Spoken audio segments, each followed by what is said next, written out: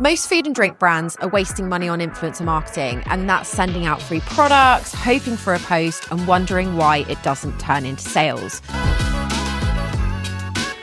But here's the truth. Influencer marketing works, but only when it's done properly. So in this episode 23 of Fueling Foodies, we're breaking down what actually works in 2026, how to choose the right creators, how to get the content that actually converts for your brand, and how to turn influencer activity into real revenue.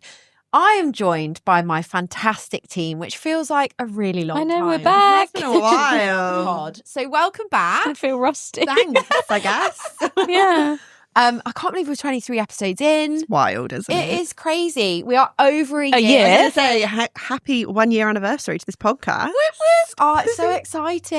It is mad. I feel like it was literally just yesterday that we were sat here not knowing how the hell we do this.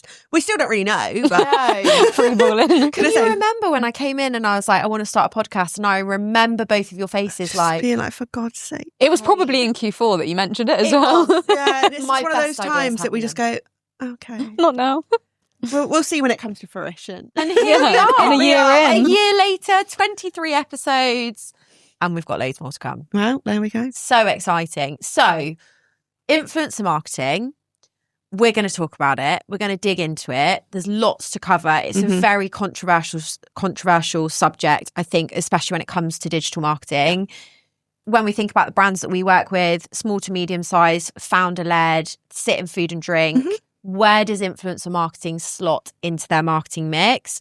We also have an influencer, Laura, looking at you as part of this conversation. So You knew that was coming. yeah, come on, Laura. You knew that was How coming. many seconds in? How long it would take. We're not even 5 in. But let's start with influencer marketing still works, doesn't it? And what do we see that most brands get wrong? Like, let's start right from the beginning. Go. I would say not tracking what works properly. Okay. So it's very easy to kind of reach out to an influencer, use an influencer, and then not actually see the return from what you've got from them. So say it's a piece of content, or say that they're actually, it's a paid partnership and they're advertising your product. Is there any trackable kind of codes, links, anything that you can get from them to be able to track where the traffic's coming from? Yeah. Because if you don't know that where that metric is, then obviously Yeah. But I think You a can't really, trace it back. a really good piece to add on to that is that people shouldn't see influencers. I think people often get influencers confused with like how ads work.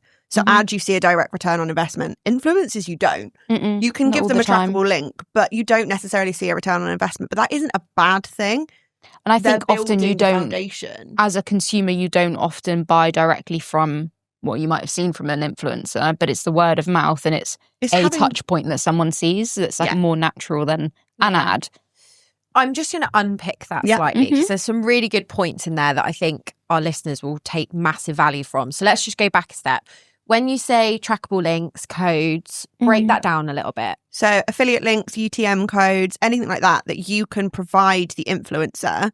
So like say I'm the brand and I can provide the influencer, say in the goodie bag, like that they're getting, I'll be like, here is your affiliate link, or even such a thing as here is your unique discount code. So your followers can get 20% off their purchase. Use this code. Use this code that's, Laura20. Yeah. And then that's my unique code that the brand can then see how many people use it, how many people versus how many people see your stories, or how many people see the post. And again, that isn't no one used that link. So that means that influencer doesn't, they don't work. That doesn't mean that at all, because you cannot expect an influencer to generate you direct sales instantly. Like, that's the big thing. It goes back to, doesn't it, when we think about that digital marketing funnel and we think about influencer marketing, and you know how much I love to go back to the funnel. If we think about, if we scattergun all of those different approaches, influencer marketing very much sits in that discovery top of funnel phase. So if you think about comparable activities to that, that's where we think about it is social media, it's influencer marketing, it's partnerships, it's getting in front of more people, it's just visibility. So you would never quantify a visibility activity directly against revenue and return because you're missing that middle piece. Yeah, I'm going to say you need to get them involved. But I think that's the really, really massive thing with influencer marketing, that it's so powerful that we all sit and scroll some form of social media, whether that be Facebook, Instagram, TikTok, even things like Reddit and things like that. There is a space for ads and influencer promotion on all of them. That's really valuable way of getting yourself in front of people who might not necessarily see you or might not necessarily know about your brand or your product, because unless people are being served the ads or they're actively finding you on social media, how else are they going to discover you? Yeah, in a supermarket, but however many competitors do you have there that they just walk past? Whereas if I see my favourite creator or, you know, someone just doing like a Tesco haul, but they're using your product, like your product's part of it, something that simple that's like, this is what I eat in a day. Yeah. And there's a little product promo in there of, oh, actually, I was sent this, but this is my new favourite snack. Yeah. I'm like, oh, well, if they use it. And because you're not watching it from an ad perspective then either, because you don't feel like you're being sold to, do you? And then naturally then, I'm not necessarily going to go out and buy it right then, because that's not how a consumer But it puts works. it top of mind. But then if I'm in the lookout for a snack, or if I'm in that shop that sells it, I'm going to go, oh, so-and-so had that and they said it was really good. It's like having a recommendation from a friend. Mm-hmm. And I think that's where it really works, that it's kind of word of mouth, but in a modern phone-based way. Yeah. So let's go back to our audience. Mm-hmm. Okay. So our listeners and the world that we live and breathe every day, right? And from a client perspective, why is gifting, purely influencer gifting, not a strategy? And that's really bold for me to say that. And I'm purposely saying it to be slightly annoying, actually. But why is it not a strategy on its own? Right. Okay. I was going to say. What I mean by that is from a, what else do you need to do to make gifting a strategy? And I guess my first point to that is tracking it. And it goes back to what Phoebe was saying about tracking what you're doing and making sure that if you're gifting, there's a really clear output of if they gift, they use this code. If they gift, they use this link. Or even like sharing the content, because I feel like we've done it on behalf of a lot of the brands that we work with. And that's the thing with gifting. You can't guarantee that the influencer that you are gifting is going to share that content. Yeah. And it is often you would more likely have micro influencers or smaller accounts that are more likely to share your product. Obviously, it wouldn't be as big a reach as someone that has 500,000 followers. Yeah. But it's obviously because they're getting the big budgets of people that are coming in with paid partnerships that they're more likely to advertise to their audience, or it just might not be the right fit. Yeah. So I think that's also tricky, is kind of, you can't just rely on, oh, we're going to gift them stuff, so they're going to share it and we're going to see something from it. And I think that to add on to that, it's like any strategy. It takes time to build and to make it work. Finding the right influencers. I'm going to say it's about finding the right people and building a relationship. We talk about it so many times on here that everything is about building a relationship and having that authentic connection. If you just send a really blanket message that says, we want to send you our product, you know, want to try it. No personality. There's no personality. Yeah. My biggest thing that I always say to our clients is put a personalised note in that box. Yeah. Handwritten note from the founder or anyone on the team makes such a difference when you open that box, that people really feel like, oh, they know who I am. They've put my name on it. Yeah. They say they love, you know, seeing my kids in the content, or they loved when I went on holiday and did this video. It makes it feel really real. And it takes like a couple of seconds extra, and it makes such a difference to the influencer being like, oh, you know what, this brand actually care. Yeah. So I should care too. And that is the thing with gifting. You can't guarantee success. But you're getting your product out there. Just because they don't post it doesn't mean they're still not doing word of mouth. They're not giving some bags to their 100%. friends. So yes, it's not trackable, but it isn't meant to be trackable. It's not directly It's not directly trackable, but it's not meant to be. Same as you can't say, oh, that Instagram post has bought me X amount of sales, because you don't know. No. But have you sending out this box that, let's be real, sending out a box to an influencer is quite a low costing thing to do versus running ads, which is really high. Yeah, you get different results because you're paying different results, paying for different. And it's different parts of the funnel. Exactly. So you're reaching different levels, but they're all really important because, again, if you see an influencer doing a post about a product, then you get served an ad.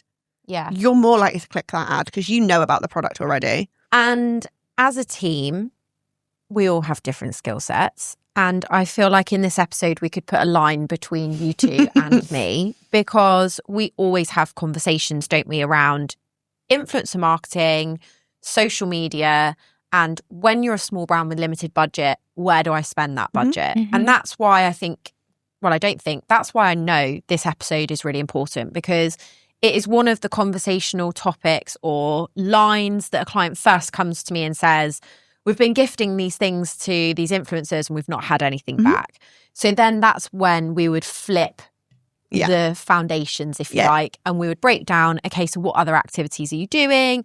We would then lay the foundations properly so that then from an acquisition perspective, i.e. acquiring new customers, influencer marketing then has its place in the marketing world.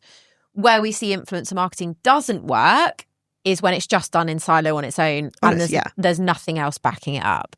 So I truly believe, my personal opinion, that influencer marketing is really powerful when it's done properly with a strategy and you pick the right influencers.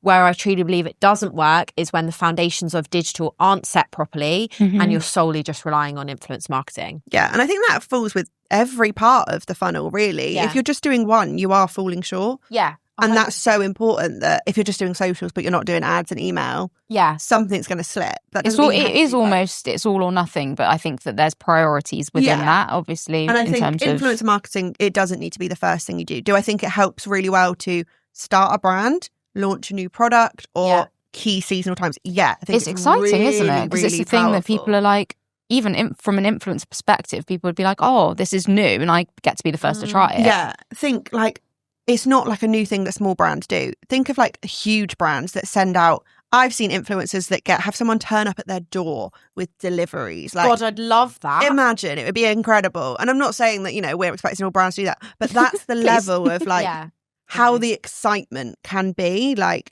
when a brand does something like that, it's like, oh my God, like I'd love to be that influencer receiving it. What products are they getting? I need to know then, from a consumer point of view, I need to know what's in that box. Yeah. I want to know what's coming soon.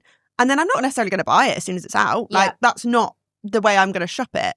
But am I then going to see it in the shop or see it online later and go, oh, yeah, I might try that because I've seen so many people say it was good. Were they necessarily ads or sponsored posts? Yeah. Probably. And I'm already sold. There's 2 points to that, isn't there? Because number one, if you see influencer marketing as an extension to the rest of your marketing, and what I mean by that is if you get influencer content and their content goes down really well, you can then have that conversation with them around how to leverage that content, which could then potentially go onto an ad, which could then potentially help you generate sales. So it all goes back round in that sort of funneled approach.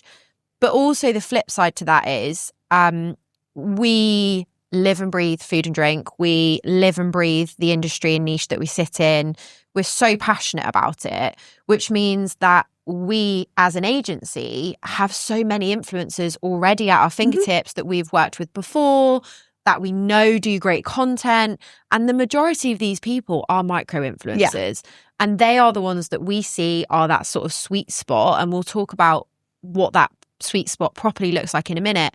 But it's also fair to say that it's not just a scattergun approach. If anybody who's listening has a question about an influencer, please drop us a comment or DM because it's our world. We know these people really well.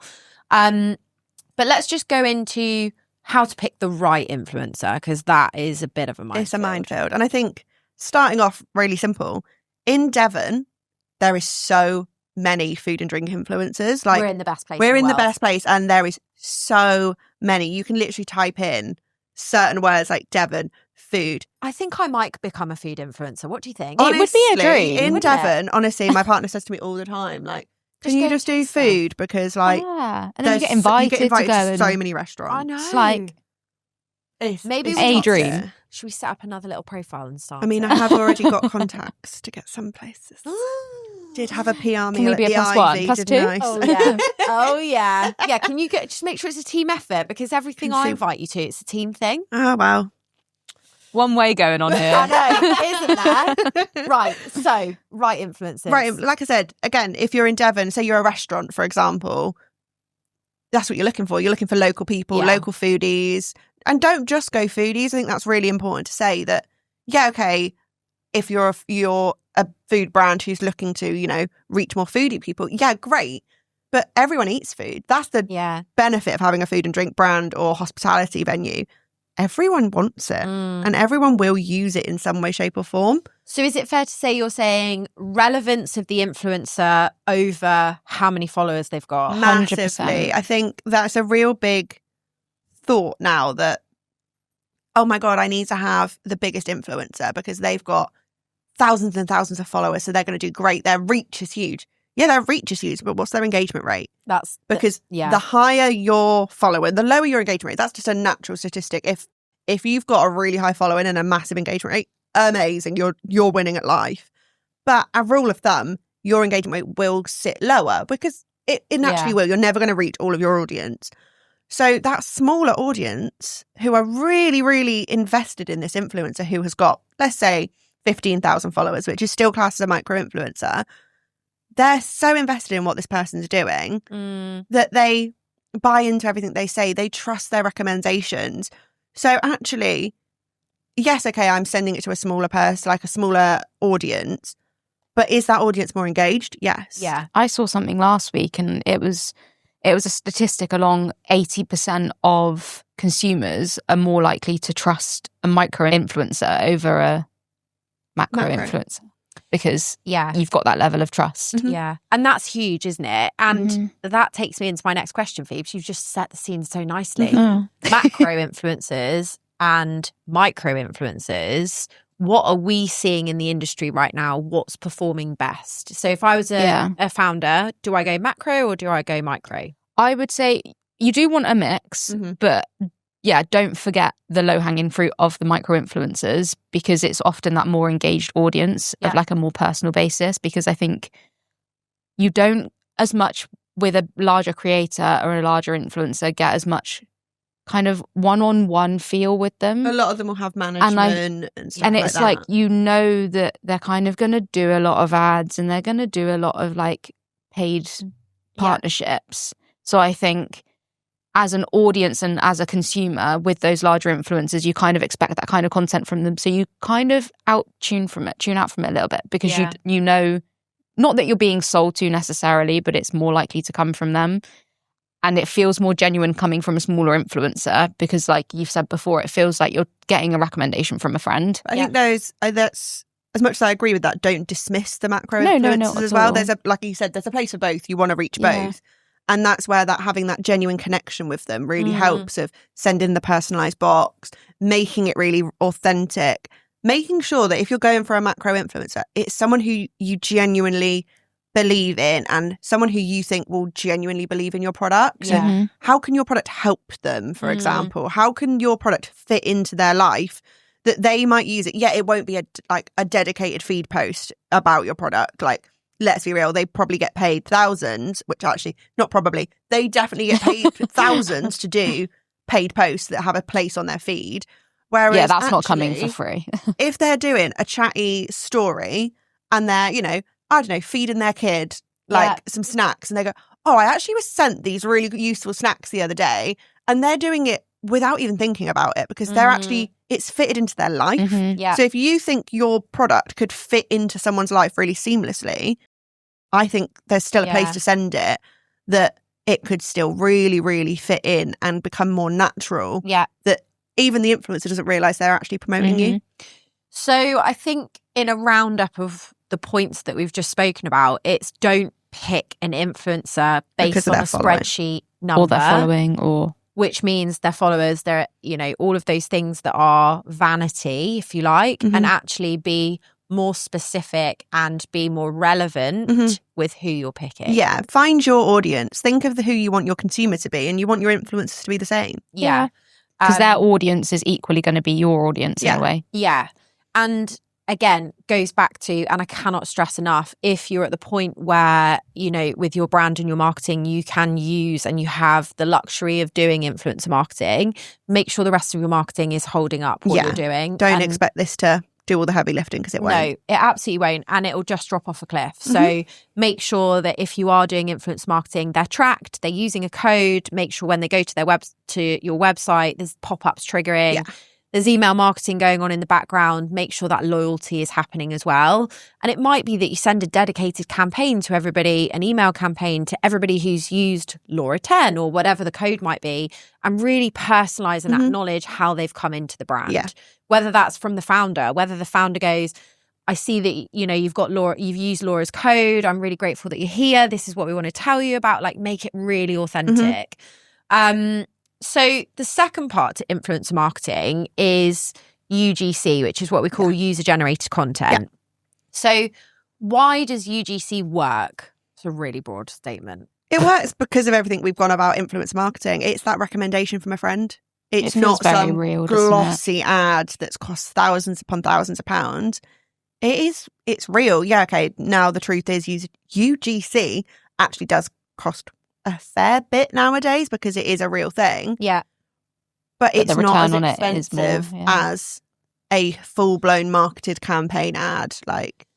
And what about the difference between UGC and polished content?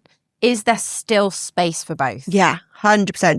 Don't use one and get rid of the other. Yeah, which is really, really important to note, isn't it? Because when we look at best performing content, whether that's across socials, whether that's influencers, whether that's ads, whatever that is, I will hand on my heart say it is always a complete mixture. I don't think for any brand you could say, oh, you exceed in XYZ of content, because it completely depends on the platform, your audience, the message that you're trying to put across. And Phoebes, we had a great example of that this week, didn't we? Where we're working with a brand, we've put out polished content for them, and they're not doing any influencer marketing. Mm-hmm. And actually what we're now lacking is that UGC and that influencer content. And then we need to bring that back into the brand to show they're real, to show their actual products that people enjoy and people enjoy tasting. So I think that's a really important point. Don't do one without the other. Make sure it's a really nice balanced mix.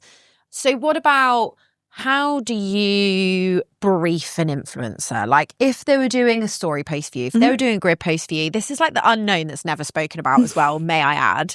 Like, oh, I'm gifting an influencer something in hope that they're going to do some content back for us on our story or whatever it might be. But we can't ask them what we want them to do because we're not paying them. Yeah. Like this is all like ghostly chat here. Yeah, you have to, it goes back again. I'm going to keep saying it. Build that relationship. Because if you're gifting, you literally cannot ask them to do anything because instantly, as soon as you put some requirements out, okay, this is my rates. Yeah. And you can't blame them. You're asking them to put time and effort into a piece of content. And I think that's where people kind of go, oh, influencers, why are they charging so much? Think how much time it takes you to create a piece of content for your business. I mean, it takes me hours. Exactly. And I think that's really important that content is, and also if they're posting it on their grid, it needs to go with what they post. It needs to align. They need to feel genuine. So really make sure that if you're doing a gifted post, build that relationship. Say, look, there's no pressure actually to post anything. We really believe in our product and we want you to try it because we really like you. We really believe in you. Yeah. And go, if you'd share it on your stories, that would be epic. But like, no pressure. We just want you to enjoy. Then if they use it, great. And then you can then ask that. You can, obviously, if it's a story, they tag you in it, you can reshare it. Yeah. Sometimes you can ask, I absolutely love that picture. Could we use it in our marketing? Don't expect a yes every time. Do potentially expect, yes, okay, here are my rates for ad spend. Yeah. Like, it's a business. Everyone is running their own business. It's a transactional thing. You can build that relationship where you can have ongoing gifting and they can kind of work as kind of an affiliate rather than an influencer. And that's where it sits differently, where they will sit as an affiliate so they can have an affiliate link. They can get sent discounted products, or they can every month they can receive, a box of goodies to promote. Yeah. The better they do on, selling through their link, the more stuff they get, the more affiliate discount and money they get, which is a different thing. So that isn't always an option to build that's like a traded partnership then, isn't it? Yeah, it's more of a partnership. They benefit too because they'll get the commission. They'll get, that's the word, they'll get commission from their link. You'll obviously be making sales. Whereas a purely gifted, it's all about the relationship, that you can brief them subtly in a conversation, but don't expect the world back. And just make it clear it's gifting as well, I think, in the message. Like, we always set no expectations from anything. Yeah. Coming from like a really personalised point of view, just really genuine and kind of chatty. Sign it off. So important. Sign a message off with your name. Yeah, because then they know who they're talking to. I think that's and really they'll start important. the message then next with, oh, hey, Phoebe. Yeah. And I think we're talking about micro and macro influencers. But what about if we do want to pay for an influencer and, Do we give them a clear brief? Do we give them a clear goal? What does that look like? Because we've kind of touched on macro and micro. Yeah. Let's talk about if we were to do a paid influencer. Cool. So paid is a contract. You are putting up a legal contract. So there needs to be paperwork that goes with it. They need to sign to say they agree on deliverables. So within that contract, you can agree, right, okay, the return is 1 feed post, 1 reel, 1 story. And that could be, make it really clear that 1 story doesn't mean just 1 singular story. It can be 1 story set, which could be up to 3 to 5 posts on the story. Yeah. So make it really, really clear. The more detailed you put into your brief for the influencer, the less loopholes there is to get around it. Even things like, okay, how many times can there be amends? How many returns can there be? How long can it take for them to create the content? What dates does it need to be posted by? So all of the deliverables you outlay in a contract. So that's where it becomes a legally binding contract. You then have to pay the influencer on time because you have received a piece of work from them. And again, that's where it becomes more of a business transaction. Yeah. And I think it is really fair to say in food and drink right now, you know, where we sit in that sort of FMCG challenger brand, small to medium sized business space, actually micro and macro work really, really well. Yeah. And actually the paid piece from a revenue generating perspective, and I'm literally going to whitewash and say it is far better for brands to be putting that budget into ads than it is to be using a paid influencer. But then I think it could caveat that with, it depends what you actually want from it. If you want a piece of content that you can use for the next, I don't know, year on your ads, on your emails, on your socials, you can clip it up, it can be used anywhere. And you need, for example, say a recipe creating. If you were going to pay yourself to create that ad and use, I don't know, a chef somewhere to do it, would you be spending a lot more? Probably, because then you've then got to put the ad spend behind it. Could you then go, right, okay, there's this influencer who is, you know, they make amazing recipes. They already support our brand. Okay, let's put some budget behind to create them a brief, ask them to do this and create us a recipe, create the content that we can use. You can do it as a UGC thing so they don't even have to post it. Yeah. You could then see the return there where, yes, the money is better spent in ads, but could you be paying a little bit more to get a really good piece of content that you can use in your ads? Yeah. So it's about being strategic with them. 100%. Always, which I think when you're a small brand and your time and resource is really limited, it's really difficult to think about that as well, isn't it? But I guess it's create long-term relationships. Yes. Don't treat them as a row on a spreadsheet. Make sure you're looking at actually what can I get from this long term, not just what can I get from a 5-minute, I'm going to send a gift out and hope that they post something. And also how can I then repurpose what they've done if I can at all. So if you were to start influencer marketing and you were a founder of a food brand, and I'm going to go to both of you, I'm putting you on the spot, I love this. What would the number one goal be? So you were a founder of a gin brand, Laura. Phoebe, you're the founder of an ice cream brand, and you were to do influencer marketing, what would your number one goals be? And they might be very different. Brand awareness. Okay. And how do you track brand awareness? You can't track brand awareness. And that is the root of all evil. You can't track it. Okay. But it's so powerful. Like, I will sit on that hill forever, that brand awareness is so powerful. There's a reason it is one of the key parts of that funnel. Yeah. That without brand awareness, how are people discovering your brand? Yeah. So that's my number one. Okay. Phoebes? Laura's kind of swooped with I was Sorry, going to I stole the best one. I thought she was going to say like followers or engagement rate. Sorry, I just but I think that is the brand, like that is the overall goal, really. 100%. Like you can fine tune things a bit more. Like, you want it to increase your following, or you want it to boost your engagement that you've got on your social posts, or you want more sales. Yeah. But obviously those things aren't as trackable. And also, you don't at the know end that of the day, it gained you 7 followers, for example. Like you can't track metrics like that. You can assume, but it's not going to give you an overall answer. And I think as well, it's about people recognizing you out of social media or out of kind of your website and stuff, because they see you out and about where they've seen you from someone else.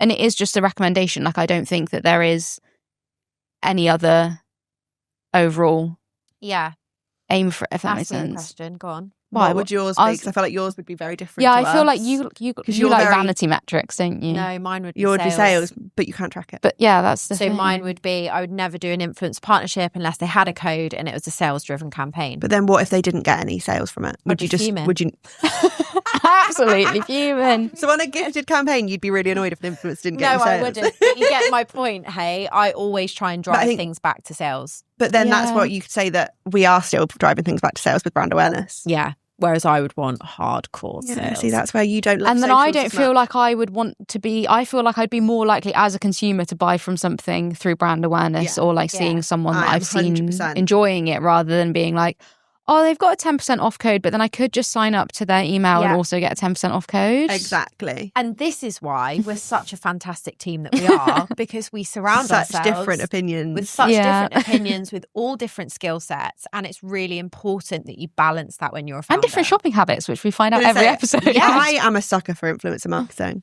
Well, can I just say, I'm a sucker for paid ads and stories. Well, there we go then. Yeah, see, I'm influencer marketing because, again, I know that I'll see, like, majority of things I wear, I've bought because I've seen an influencer putting it on Instagram. See, I and don't. Styling it in a way like that I go, oh, I really need that in my wardrobe. How can I style that? Yeah, it's like things like clothes. Yeah, I'm really. But then again, food and drink again. If I see someone doing it in their what I eat in a day video, I'll go, it's not like for me. my electrolytes I have every morning. It's because I saw someone say, yeah, well, it's like a daily matcha, isn't it? Like if there was someone that has a daily matcha every morning and they've done what I eat in the day, and it's their daily matcha, and it's this new, and you've never tried it because I keep seeing influencer marketing for it. There you go, free promo. Honestly, reformed matcha. Anybody? Whereas I buy from polished content. Yeah, see, that's the difference of age gaps as well, and I think that's the difference. Stop. I was just about to say. Sorry, I said that really wrong, but sorry, stop.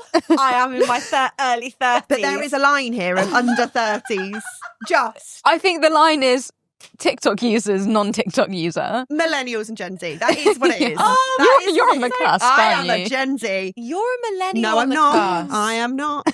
I can't believe you just insulted me on my own podcast. Or should we wrap it up now so I can hit the reds? I think there's an age gap. We need to clip that up at some point. How you funny. knew exactly what I meant. There's a difference in how we shop. Yeah, I depending shop on our age as well. Polished content. Yeah, I don't want to see a random errand like. Yes. You've seen celebrities. Yeah, I suppose that's endorsements, isn't it? That's I trust and believe Davina McCall. She's buying. That's exactly where my brain went. She's buying Nespresso purely because, or Nespresso purely because Dua Lipa is on the ads for it. Yeah, now. there you go. Oh god, biggest fan. Whereas for me, I see right through it. Yeah, I'm like, she's paid thousands upon thousands to buy the cup that I've already got. Oh no! I bought a B&M dupe. My B&M dupe was like £3, and I love it. Oh, that is so funny. So that is really important, isn't it? It's different audiences, different ages. Think about who you're going to work with: micro, macro, or a proper paid for influencer. And I also think it's really important to say, even in our industry and even in our world, we live and breathe digital, but there is still a mixed opinion on whether influencer marketing works or it doesn't work. And that is okay. That is okay. As long as you track it and as long as you look at, what does good look like for you, for your brand, and you're really happy with that sort of goal, go for it. But also, we do talk about this a lot in our food marketing club. I was going to say, we've got a whole resource, even when it comes to like things like outreach. Yeah, there's things about kind of like contracts and who to pick. Like, there's so much information. So our food marketing club, if you go and have a look, it is foodmarketingclub.co.uk. And it's where we put all of our insights and all of our knowledge into downloadable content so you can learn in your own time. So if you want to go and do your own influencer marketing, if you want to go and look at how, like Laura says, how to write a contract, how to outreach blog people. Posts and all sorts, haven't we? We've got loads of stuff in there, whether that's in a blog format, whether that's in a downloadable format. There's even a webinar on it. There's a webinar on it that Laura ran. I did. I was like, hang on, I think I've spoken about this before. I've done this. So please go and look at it. It is currently £57 a month. What bargain. Which is absolute steal. If you work out how many coffees you buy out a month. Do you know? My mum said this to me the other day about how much like you'd buy like each coffee versus buying a dress. And I was like, oh, that's depressing. Or buying a membership to a food marketing club. Yeah. It's basically a gym membership for a month, isn't it? Yeah. Well, no, they're really expensive now, aren't they? Yeah, exactly. Exactly, even cheaper. Yeah, but please go and look at the Food Marketing Club. We put a lot of time and effort into making sure that all of our insights and knowledge is documented so that you can learn from it.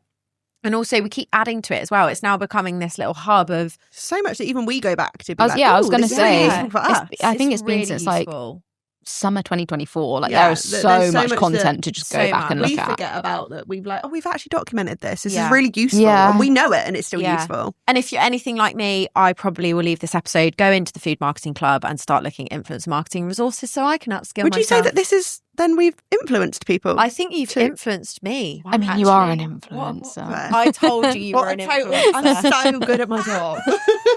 Love to hear it. But I think that's everything for today's episode. I think so. There's a lot in there to digest. Yes. Episode 23. Done. And dusted. Thanks for being here, team. Bye. Thank you.